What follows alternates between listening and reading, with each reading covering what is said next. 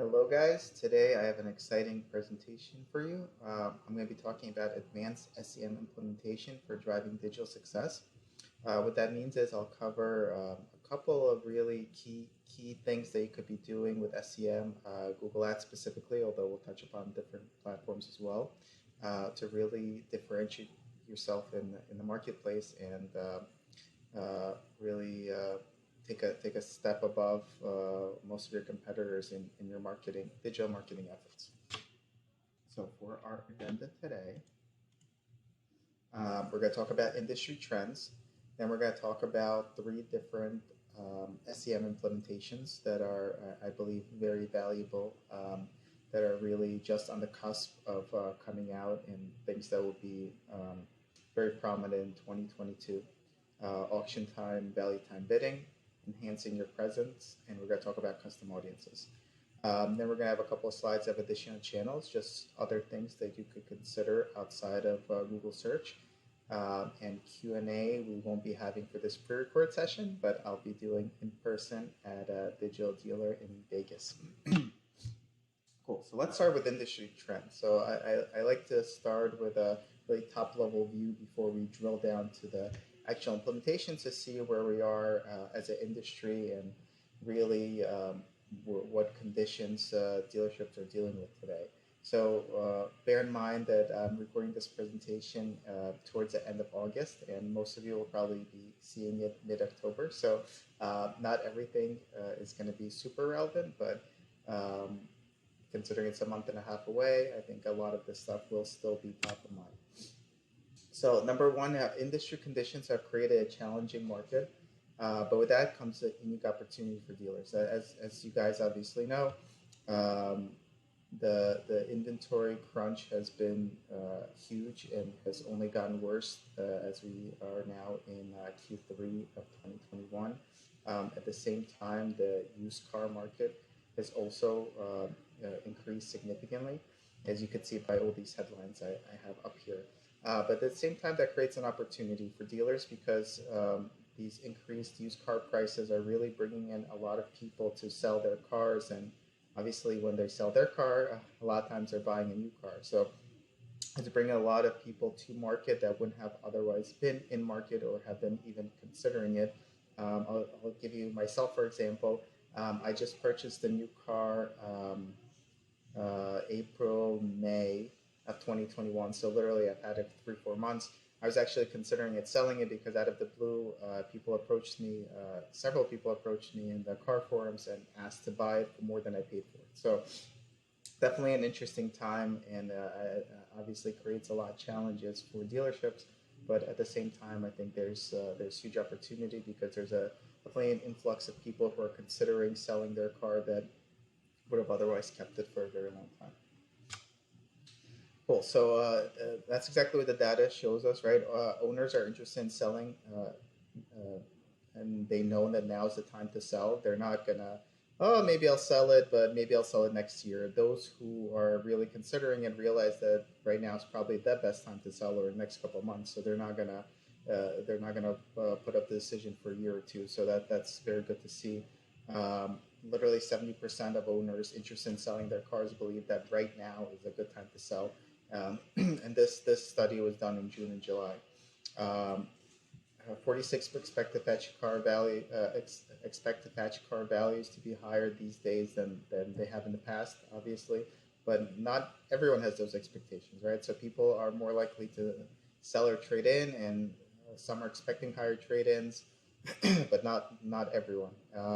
What is your preferred option for selling your car? Preferred is private party, 49% reported private party, followed by dealerships, and then followed by CarMax, Carvana, Vroom, and so forth. So the opportunity is not only these 34% that want to sell to dealerships, but the private party guys, they could really show the benefit of selling through a dealership, whether it be a better price you could give them, tax savings, or just literally less hassle.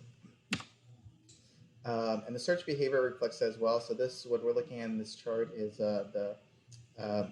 the data for 2019, 2020, and 2021. This is search activity for people looking to sell their cars. So right now we're pacing ahead of previous years significantly. And for Q3 2021, it's expected to surpass all records ever. Literally, more people are searching online to sell their car and buy a new car than ever before, since really ever. I want to say since it started getting tracked, but this has been tracked for 20 years. So really the most ever in terms of people going online and searching to sell their car and obviously then buy a car. Cool. So for today's session, we're actually going to be focusing on search engines, and the big question, obviously, that comes to mind is why focus on search engine? There's a lot. There's a lot of different marketing avenues, and then if you drill down to digital, there's a lot of really digital avenues to pursue outside of search. The reason we focus on search is that, and Google specifically, is Google search continues to be the #1 used tool for research. So this is a very big study that was done earlier this year of what platforms people go to research to buy cars. So search engines was 79%, followed by video, dealer websites, manufacturer websites, and then review comparison sites. The graph on the right side is similar data, but it's for used CPO shoppers. But the same story here. Search engines was by far the #1 place people go to research and to buy used NCPO. So this is the reason that the majority of this presentation is going to be focused on search engines and the majority on Google search. And just one more slide to reinforce all this. So this data is from a very big study Google did to try to figure out for every $1,000 you invest in Google search, when will you get the return from it, right? So what this data shows is from the data from this big study, when are you going to get and how much of you're going to get in terms of car sales for every $1,000 invested. So for every $1,000 you invest in Google search, you're going to get 0.4 of a car sale in month 1, 0.7 in month 2. The peak's actually month 5, but you could actually still get benefits going into 7, 8, 9.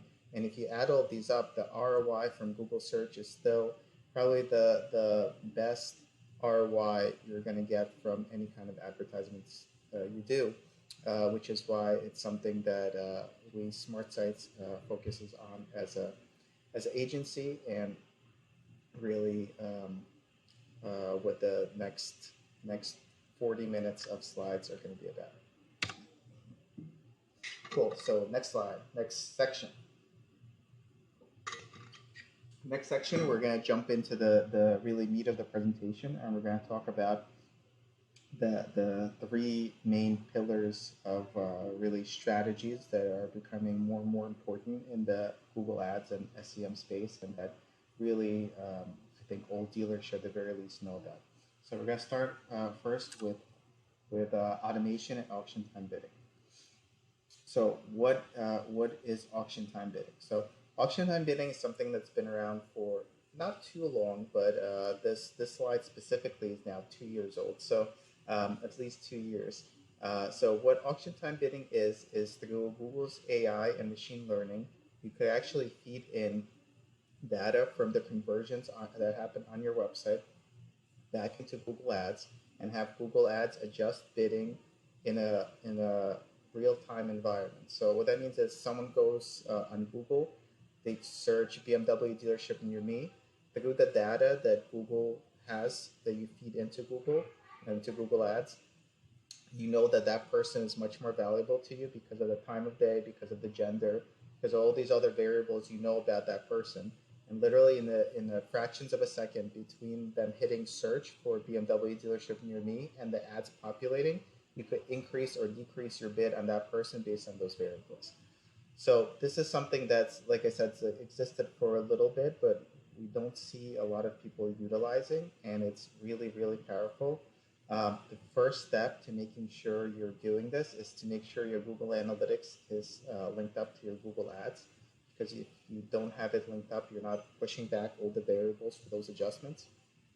And the second piece is to make sure you have some kind of machine learning bidding enabled. TCPA, target CPA is usually the most typical, but you need those 2 components. That's usually something you want to write down, and when you go back to a dealership, you want to check with the agency that you work with. Do we have Google Analytics linked up? And By the way, if you log into your Google Analytics, you go to channels, you go to campaigns, it'll actually show you if it's linked up or not. So you could check that yourself. And then in Google Ads, you want to have the machine learning bidding running to take advantage of it. So I'll show you really quick the way it works. So this is actually not a car dealership. This is a one of our clients that is a very large e-commerce business. I like to use them as an example because they do a lot of volume. From their website, they usually do $5 to $10 million in sales per month. So it's a lot of data, and it's very statistically significant to do adjustments. So this website, I won't disclose the exact client, but it's one of the biggest national young female clothing brands. Let's put it at that. And interestingly enough, you could see, so this is all the data. There's two slides. There's this slide and this slide. This is all the data that lives in your Google Analytics, and this is through our interface, but this is not proprietary. This all lives in your Google Analytics, and you feed all of this back into Google Ads. So this is the data that you could adjust your bidding on the fly for. So you have geo data, you have gender, you have age, you have in-market affinity groups, you have day of the week, device, and an hour of the day. Oops, what did I do with the slides? Yeah, and an hour of the day. So these are all things that you can adjust your bidding by. So what's interesting is that a lot of these kind of decisions in the past have really been gut feel. Like, this is a brand that sells to females, right? I want to bid and spend money on females because that's who my audience is, right? And you could see out of the users, what is it, 3/4 are female, right? And they account for the majority of the revenue. When we actually start looking at the data, the revenue per user, so this is how much RPU is revenue per user here. This is how many dollars you make from every user in that bucket, right? This website actually makes more money from males than females. So although the gut feel reaction is, oh, I want females, let's just bid on females. In this case, the data says otherwise, and all your online, especially SEM and Google Ads stuff, should all be data driven and not really gut feel driven. So what we do for them is we modify the bidding on the fly. In this case, you would want to pay more for the male user who's searching for these keywords and is interested in female clothing, probably for their daughter, right, or granddaughter. You'd want to pay more for the male user because they bring you more revenue. And similarly, you could look at by age and everything else. And this is all things that should be done on the fly automatically in real-time bidding. Obviously, a little bit different for a dealership. You don't have revenue. But for example, if you want to focus on phone calls or store visits, you have all the same data in a similar way. You could see which gender, which age group, which time of day. It's good time there. Which time of day, which day of the week you get the most conversions for that specific conversion that you're focusing on. And you should use auction time bidding to bid higher in real time for that time of day, for that device, for that person. And the difference of all of this happening automatically through machine learning is that you could bid in combinations where you couldn't before. So before, you could analyze this data once a month, and then let's say, oh, Saturday is my good day, I'm going to bid higher for Saturday. This actually combines all these variables. So, oh, this guy is coming on Saturday on a mobile device, and it's a female, and it's in this affinity group. This is how much extra I want to bid, and it happens on the fly as the search result rates. So very, very powerful stuff that's been around, like I said, for about 2.5 years now, but we haven't seen implemented too much in the auto space. It is very popular in the e-commerce space, as you could see from businesses like this, but it has a lot of applications in the auto space as well. Next up. So what I just spoke about is this blue area outcome driven, but let's take a step back and think about 10, 15 years ago. So for those that have been involved in search, SEM, for the last 15 years, in the beginning, everything was position driven. So both SEO and SEM for the longest time was position driven. And what I mean by that is you want to know what position you're ranking in. Am I number one, right? You want to, client will call up, am I number two on Google? And they would search on their device, oh, I'm number three, I want to be number two. So that went away in the last decade or so and became keyword driven. And what really drove this change from position driven to keyword driven is Google really makes search results individualized now. So what I mean is if I search something on my cell phone right now, if I take out my cell phone and search for something, and you search it on your cell phone, we'll get different results. If I search it on my cell phone and on my computer at the same time from the same location, I might get different results. So it's very individualized. So it's a lot harder to be position driven now. So the next thing that came about is really keyword driven. You really wanted uh, to prioritize certain keywords. So I don't want to be number two for everything, but let's focus on these specific keywords. And that was very popular for a long time. And specifically in auto, we still see that as the dominant bidding strategy, surprisingly. And what I just talked about in the previous two slides is outcome driven. So the blue area is where, and this slide is provided by Google, this is where um, Google sees us right now in terms of like the evolutionary profile. But again, most agency I still see in this area. So outcome driven is you're focusing on an outcome. So like I just talked about in the previous slides, you have all these conversion actions. So for that store is revenue, but for a dealership, it might be a phone call, it might be store visits, right? And you're outcome driven, you're focusing on those outcomes. So I want to get as many phone calls as I can every month, for example, right? Or if you want to do higher up metric, you could look at VDPs. So I want to get as many VDPs as I can within my budget. So you're outcome driven. You're really focusing on that outcome. And if you're using a machine learning bid strategy, you have a per conversion goal that you try to hit. So I want to be at $10 per VDP, for example. So that's where we are pretty much now. The next big thing is value driven bidding. So value driven bidding takes what we talked about here for outcome driven and takes it one step further. So we still need Google Ads, Google Analytics linked up. We still need machine learning enabled. The next step is to assign a value to every single one of your conversion metrics. So what I mean by that is a VDP shouldn't be the same as a phone call, shouldn't be the same as a store visit, right? Right now, for those who are using the machine learning and are doing kind of best practices, that's the way it works, right? When you set up 20 conversions in your Google Ads account, they're all treated equally. Value driven assigns a different value for every conversion action, and then you could optimize for the most valuable actions. So if you think about that, the general, for example, ratio is a store visit is 100 times more valuable than a VDP. So VDP would have a value of 1, store visit would have 100. You can also assign actual values. If you know that every person that comes into my dealership is worth $2,000 to me, right? You can assign values. Or you could do ratios, just which conversion values are more valuable and by what multiple. So the way that works is once you actually set that up, your more valuable conversion metrics will actually get a lot more conversions, right? So Google's AI will know to value those actions that you value and bid higher on people that Google's algorithm determined will generate those actions. So this is how it looks like in practice. So this is a Porsche dealership that we ran this pilot for value-based bidding at the start of this year, I believe. Yep, March and April. And what we did is we created for them the number one goal they were focused on was form submissions, meaning inventory leads. So someone fills out the entire information about the specific car they want. They fill out phone, address, everything. So that was the most valuable for them.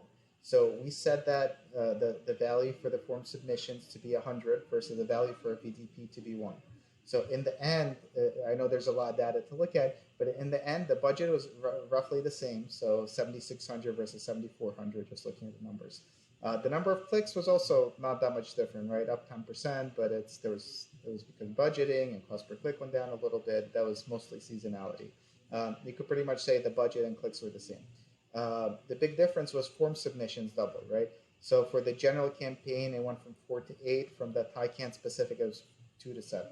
The only reason that went up 250% and 100% respectively is because we now told Google that's our most primary, most valuable conversion metric. that's the most valuable thing that we want to focus on. And Google's algorithm was able to bid higher for those that were more likely to generate those actions, while at the same time we bid lower for those that aren't. So it's not just spending more money, right? It's not you're bidding higher for everything. You're bidding higher for those people that are going to most likely generate a form submission. At the same time, you're bidding lower for those that aren't. And again, it's those variables I talked about a couple slides earlier, where it's time of day, age, gender, affinity groups, and a lot of other variables that Google has access to do this. So this is the latest and greatest. It could increase your results, in this case 100%, 250% without actually increasing your cost.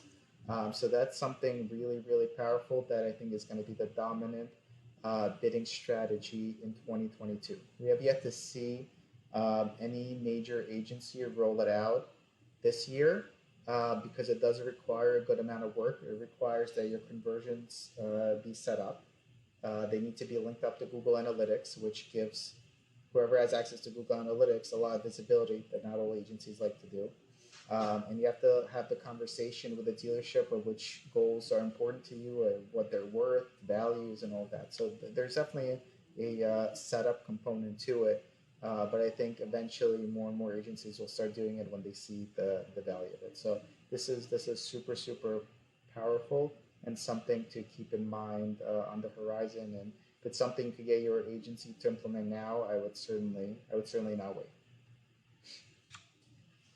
All right, next section. So next section, we're going to go a little simpler. So a little bit of a sandwich in terms of technical stuff. So that was super, super technical. Now we're going to be a little bit less technical, just so I keep everyone's attention, but still very, very important.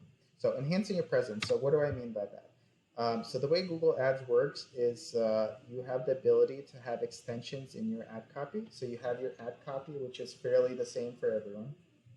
Now you have all these extensions. So on the left side of the screen, you could see the extensions: site link, call out, structured snippet, call extension, message extension, location extension, affiliate location, price extension, app extension, and promotion.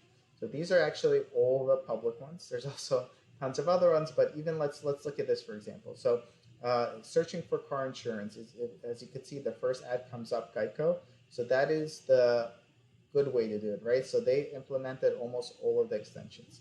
Then when you take a look at progressive car insurance below, that would be what not to do, right? And yes, sometimes Google won't show all your extensions even though you have it set up. So there's some intricacies to it.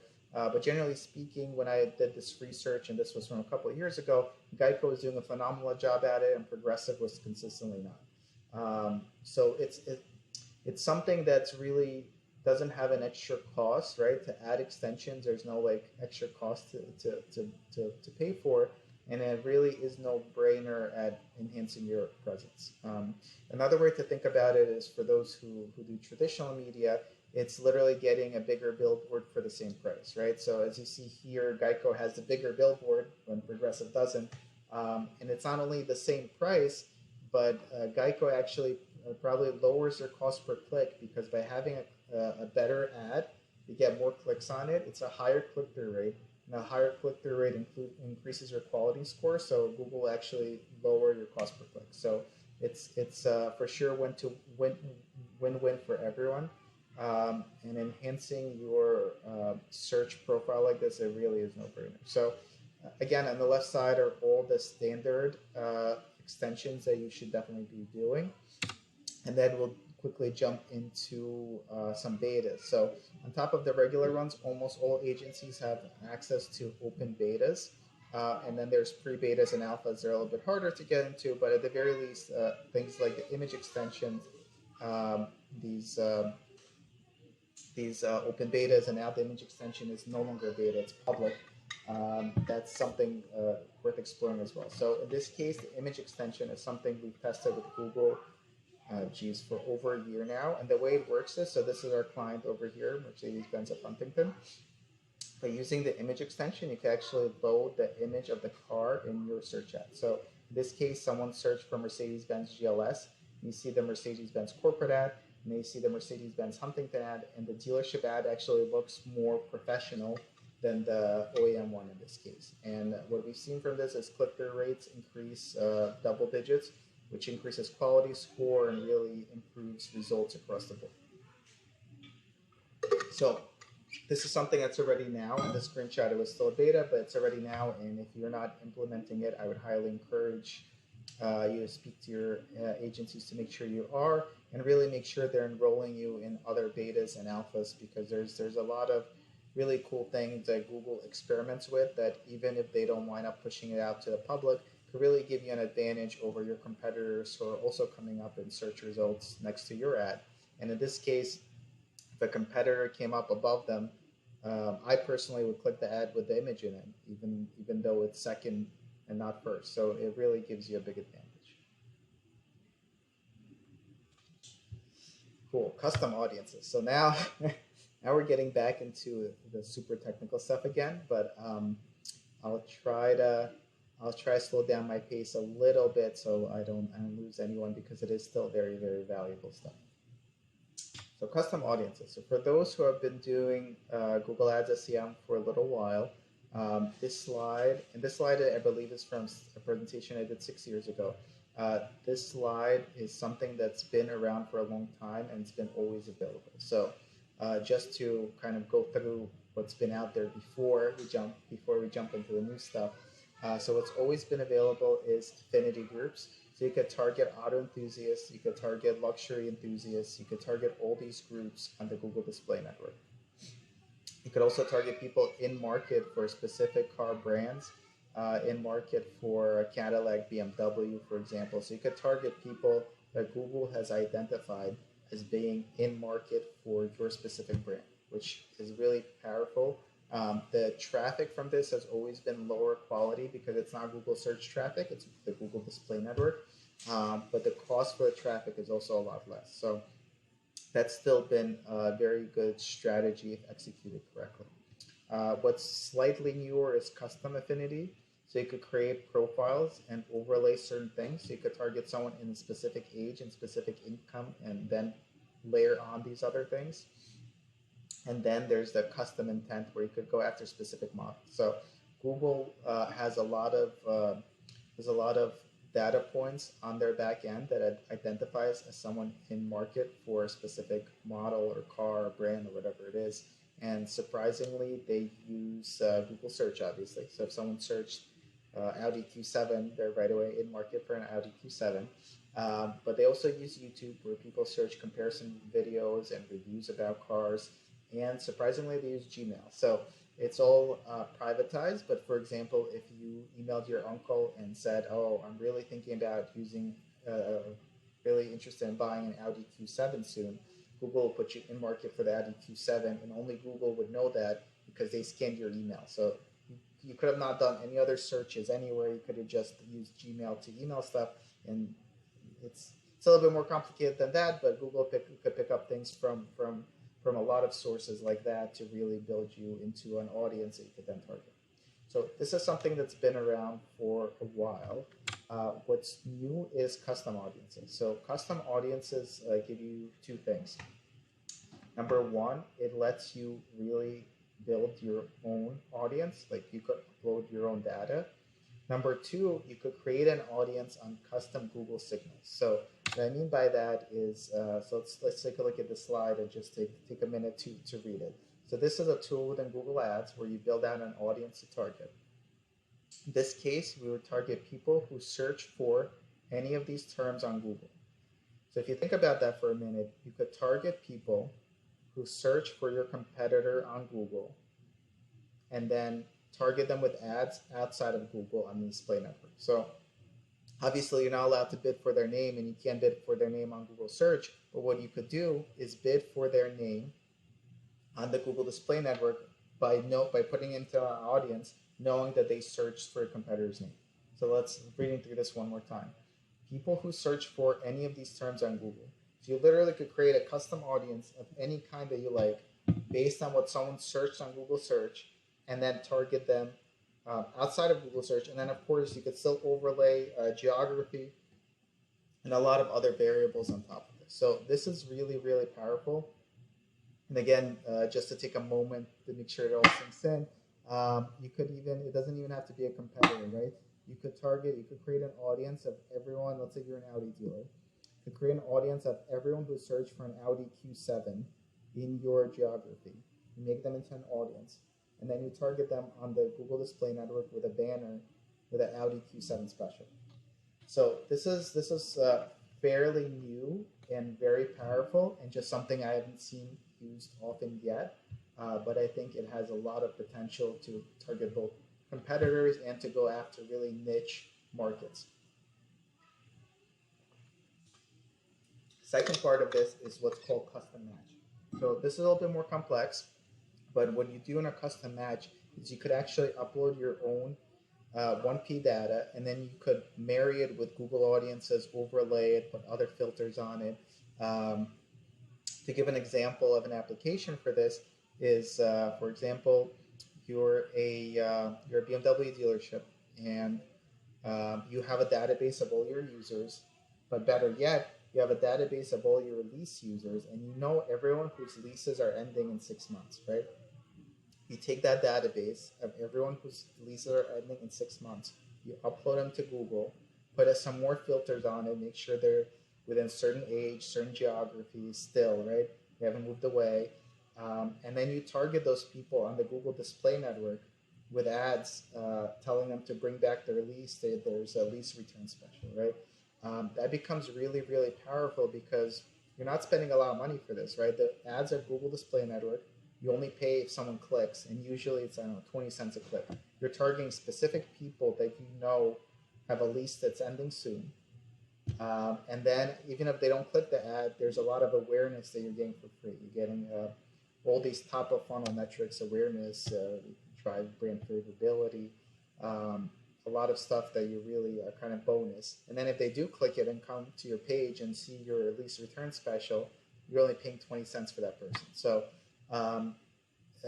very, it's a very complex tool with a lot of complex implementations, but it's very, very powerful.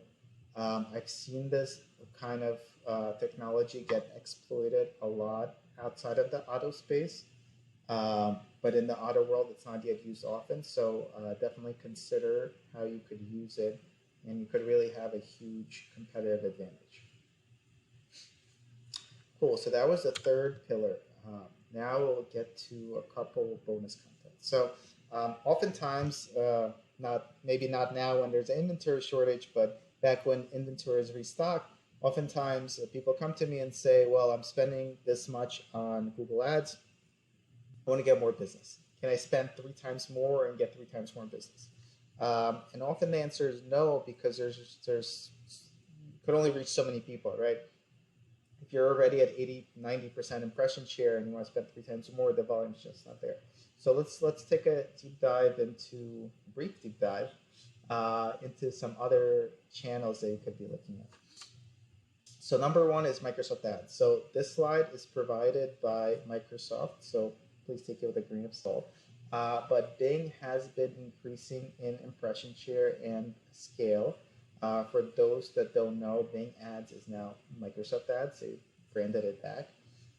They don't have a huge mobile market share, but in desktop, it's actually been growing. For those that know or don't know, Microsoft bought LinkedIn and has folded in the LinkedIn Audience Network into Microsoft Ads, which is really powerful. They have a lot of properties that they have agreements with for search.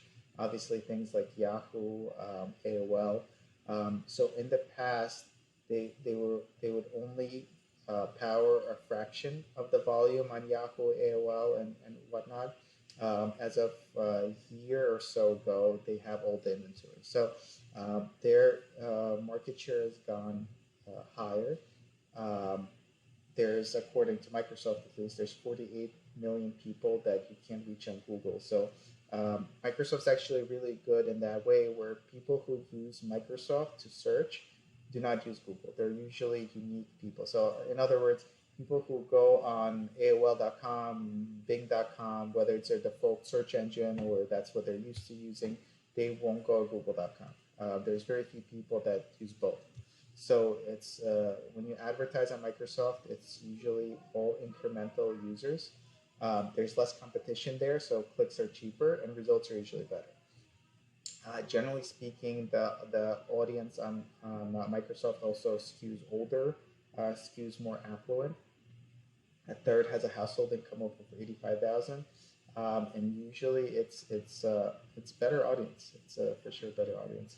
The other thing they've been doing to really grow their impression share, and this is all very recent, there's a lot of smaller niche search engines out there. For example, DuckDuckGo, which has become a lot more popular. So DuckDuckGo is a privacy search engine where their claim to fame is really that they don't track you, right?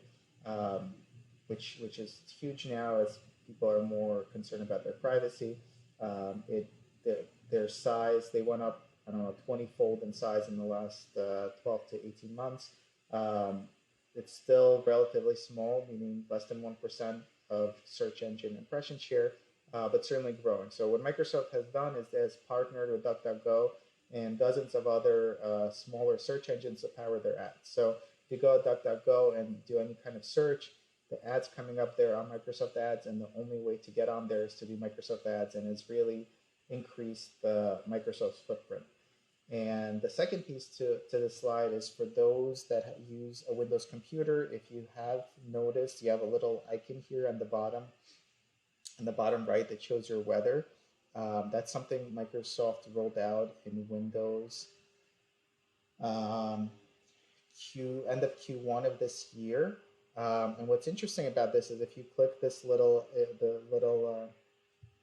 if you click the little icon for the weather, what pops up is the screen here, which I take a screenshot of. And other than the CNN article, or they have some third-party sources, but a lot of this stuff is powered actually from Microsoft.com. So if you click see full forecast, for example, or you want to look at stocks, want to look at traffic, even a lot of the articles, not in this screenshot, but usually a lot of the articles, everything goes back to Microsoft.com. And I think it'll continue to keep increasing their impression share. Cool. Next. Next is organic and SEO. So organic and SEO, which is the same thing, two ways of saying the same thing, is really, really powerful. I have done 2, 3, so I did a 4-hour presentation just on what I'm going to cover briefly in these 2 slides. Where do I start? So SEO continues to be your best traffic, right? The traffic you get organically from Google is always going to be your best traffic.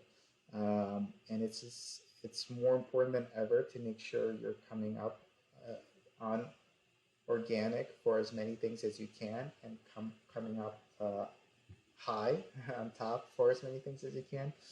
So I'll walk you through my usual 2-hour presentation in 5 minutes. The way it works is actually SEO as an industry is usually very confusing, and a lot of companies try to sell it as kind of a mystery box. You pay me this and then your rankings go up, right? But in reality, it's fairly simple.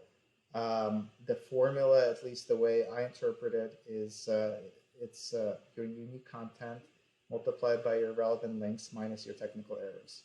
And of course, there's also the algorithm updates that Google pushes through that usually make things more difficult. But generally speaking, it's those 3 things, right? So we'll do it in reverse order. So number 1, technical errors. So you want to make sure that your website is optimized for Google to be able to index it correctly. You have a sitemap, you have metas, you have H1 tags to make it as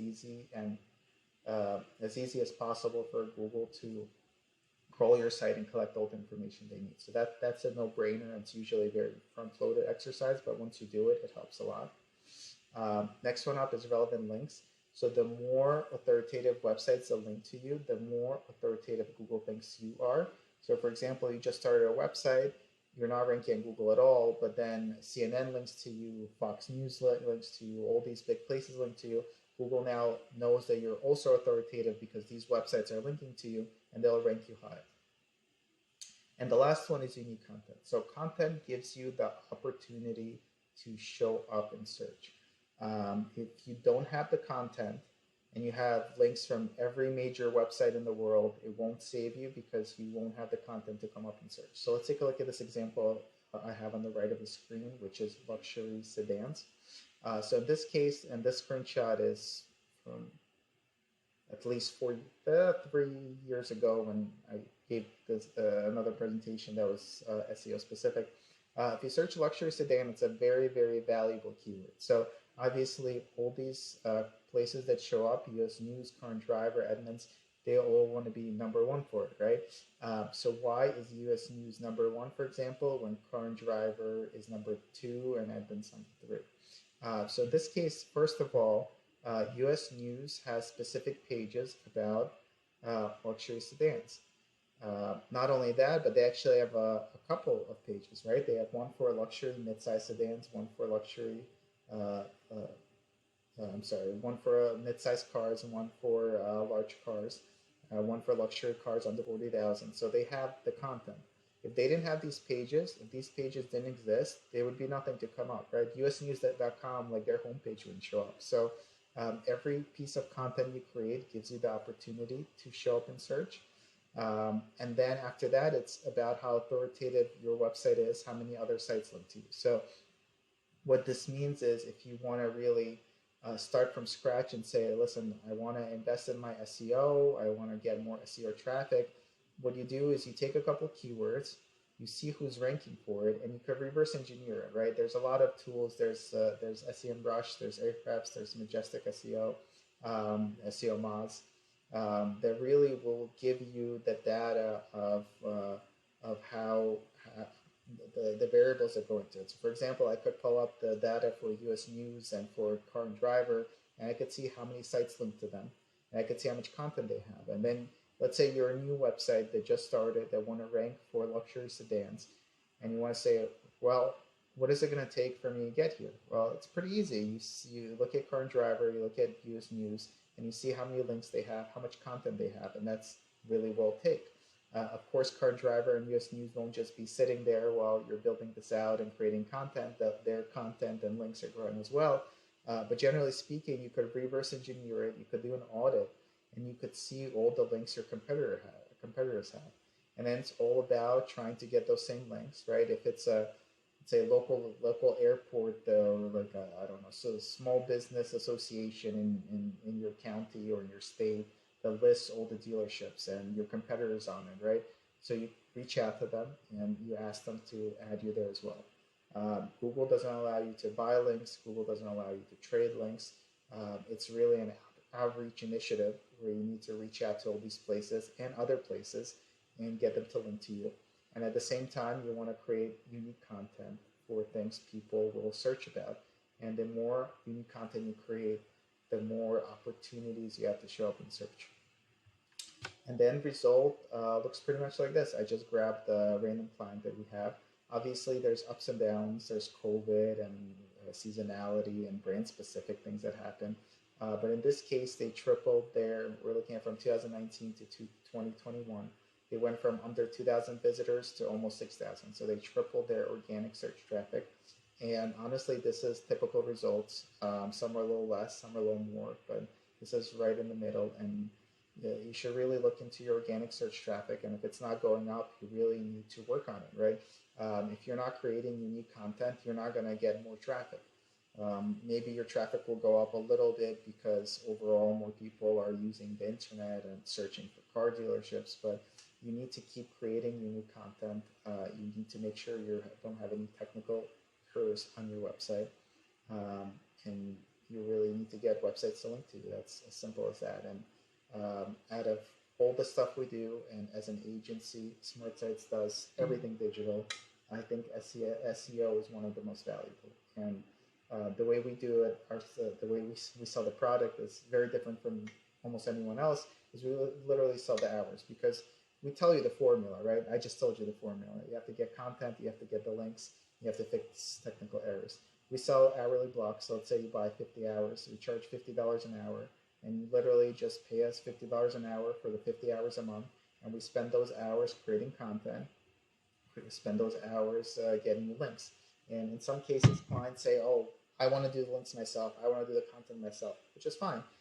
We literally can provide a lot of value with it just because if you do it internally, if you hire someone to do it internally, it probably costs you more than $50 an hour. So it's a very low margin product for us, but it creates a lot of value. And regardless who does your SEO, I think it's very, very important to invest in the content and getting links, and of course technical audits. And there's a lot of other small pieces that go into it that we do that just don't have the time in this presentation, but Google My Business is very important. You have to make sure it's optimized. So you want to go back and check your Google My Business, right? Make sure it looks good.